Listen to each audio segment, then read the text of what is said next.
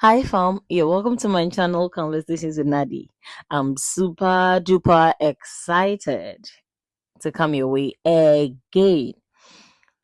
If you're new here, please make yourself comfortable and let's get into today's conversation. To start today's conversation, I want to ask you a question. At what point do you think silence is golden? And what other point do you think silence is dust? Let me just give you the story behind this question. So someone once told me that if I kept quiet, people were going to talk for me. And I didn't really feel about it because I'm not going to live my life having to explain myself over and over again to people who have already trusted a narrative, or explain myself to people who have their feelings. I have to validate with explanations. No, no, no, no, no. I didn't see myself doing that at all. Okay. Also, in another conversation, someone said that people always say that silence is good, in which he believes it is. However, he also thinks that sometimes silence can be dust. At the time, I really didn't understand what it meant. I won't lie. But looking down today, I think that what they were both trying to tell me is that there will be times where you have to be silent and there will be times where you have to speak, which I think is fair. So, in this conversation, what I want to say is that I think that is just very important, and that's where the wisdom is. It's just so important to know when you really have to talk about something, and also the times where you have to be silent about it. Okay, and that's where the wisdom is. Understanding when to do either of them. That's when you can fully engage the power of both. Now, I know that as much as silence is a powerful tool, don't tell me you don't know about it, though, because see, if you can exercise that power in silence, you have moments where you can have deep reflective thoughts. Being silent can also help anybody observe their environment, people. Being silent about things helps to avoid conflict. Like you really, really are in anger or in wrath, and you're like, okay, let me just breathe. Like you hold your peace.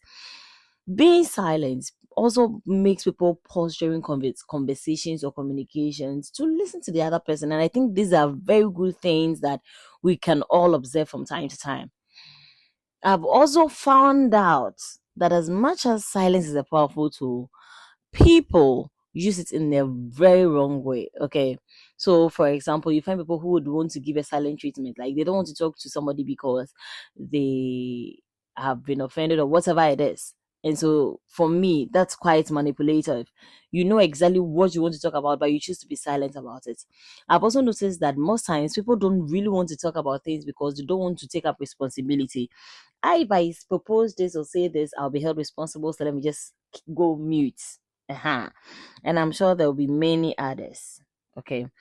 As much as I also think that silence is a very powerful tool, I also think that having to talk about things is very vital for an everyday life. So talking also do have its positive consequences and negative consequences. So in this conversation, all I'm trying to say is depending on the situation, the intention, or the context, you would know by wisdom if you have to be silent about it, hold your peace, or if you need to talk about it. However, this is me saying that if you ever have to talk about something or address anything, you may want to do it with much discretion. Be kind in your expression. Okay. With this said, I can go back to my question. At what time do you think that we can be silent about something or be outspoken about something? Give me an instance where you had to be silent about something and how it helped, or how you have to be to talk about something or how it helped. I will be reading in the comment section. Okay. Now to end today's conversation, I found this scripture that really buttresses what I want to say today.